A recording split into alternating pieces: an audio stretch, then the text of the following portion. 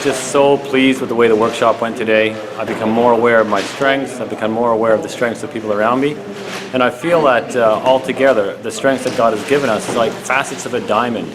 And when we show all of our strengths together and we expose them to God's power and God's grace working in our lives, then we can really become something brilliant and offer this to our community and to the world. It was an absolutely amazing course. It really sort of solidified and gave a tangible way to assess your strengths, and then took it to the next level and actually made you think about and consider how to apply those strengths and to put what you're doing into context with what is actually required. So I would highly, highly recommend it to everybody.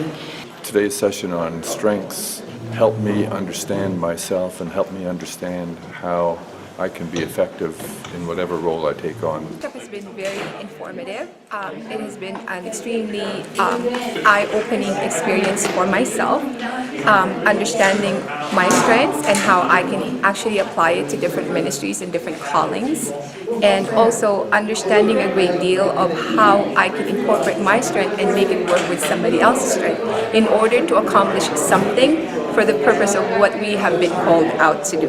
Thank you. The Strengths workshop was amazing. It helped me to be more aware of myself as a person, and especially as a child of God.